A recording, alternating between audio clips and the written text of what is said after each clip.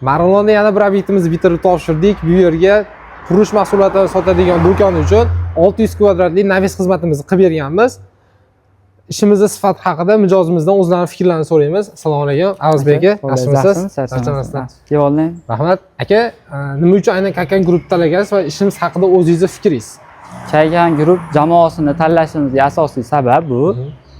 Birinchisi sifatliligi, ikkinchisi bu ishni mas'uliyat bilan bir ildaqada vaqtida topshirgan ildaqalarni ko'rgan holatda sizlarni jamoalaring tanlashimizga sabab bo'lgan. Keyin komfortligi deganda bu nima? Misol kraska septirib ber, kran olib kelib ber. Hali qulayliklari hamma yo'g'i ichida mujassam bo'lgani sababli sizlarning yurtbalaringga ishonch bildirib mana 600 kvadratli navesimizni bitirib oldik. Oldingi holatda bu navesimizni tanlashga ham o'zlaring men misol aldaqa qildi-yu, gaplashdik sizlar bilan fikr almashdik. Mana bunday holatda kichkina navesimiz bor edi.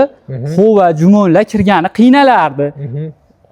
Qad yurishi maytga odam kelardi, 400 ming, 500 mingdan bitta furasini xovada tushirtirardi. Hozirda esa mana xovalar kelyapti, to'kib chiqib ketadi. Misol 400 ming, 500 ming tadbirkorga nima bo'lsa yaxshi bo'ladi. Qanchalik cho'ntagida o'zini mablag'i qolsa, shunchalik yaxshi bo'ladi. Bu narsani misol mana hozir qish kunlarida, tumanli havolarda, namgarchilikda mana bu tunikani o'zi bunaqa bo'lar ekan, hali isparlanar ekan, ispareniya bo'lar ekan, o'shuni hisobiga biz o'zimiz jamoalaringga iltimos qilgan holatda mana shunaqa qilib DP qo'ydirib tagiga двойной qilib yozda issiq sovug'ini ham hali maytda odamlar turishi bo'ladi, ishchilar ishlashi bo'ladi, ularni ham hisobga olgan holda mana shu narsani sizlarga zakaz qiluvdik. Xuddi o'zimizni hali ko'ngildagidek qilganlaring uchun sizlarga katta rahmat. Mana foydalanyapmiz. Yurishinglar ham de mashina tagiga boradi, yuklar olib chiqqani ham qiynalmayapti aka. Jamoalaringga katta rahmat. Sog' bo'ling. Bo'ldi. Agar o'ziga o'xshagan tadbirkorlarga tavsiya qilasizmi biz jamoani? Jamoalaringni tavsiya qilamiz. O'zimizga o'xshagan semoxonalarga, yemxonalarga, katta mashina kiradigan joyga qulaylik bo'lsa yaxshi. Bitta xovani yo bitta jumo'nda yo bitta furani olib kelsa, 1 million 200 mingga fura ham kepay tushirib yuribdi-da. Undan mana shunday qulaylik joy bo'lsa, sharoit bo'lsa, joyida agar mana misol mashina kirib burganicha joyi bo'lsa, mana shunaqa holatda bo'lsa, ishchisi ham qiynalmaydi, boshqa hali yurishlari ham qiynalmaydi, o'zini ham cho'ntagida ancha mablag' qoladi. Boshida jicha qimmatga o'xshab ko'rinishi mumkin bu narsalarning.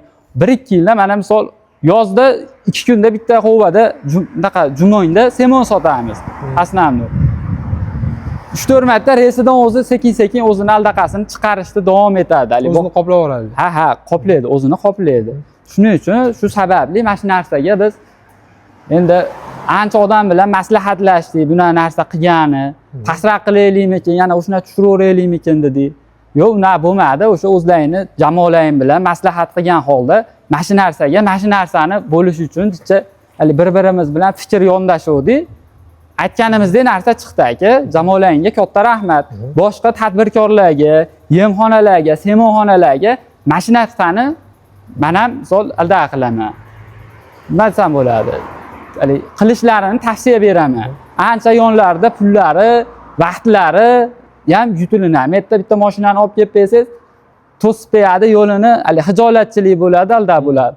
Qum ham kelyapti, semon ham, oha ham, bo'ri ham shunday keladi, to'kadi, chiqib ketadi. Pak yurishida puli ham cho'ntagiga qoladi. Bitta xovasi 500 ming hozir aka. Katta rahmat aka, kelajakda siz bilan yana hamkorlikda hamkorlikda ishlaymiz. Sog' bo'linglar aka.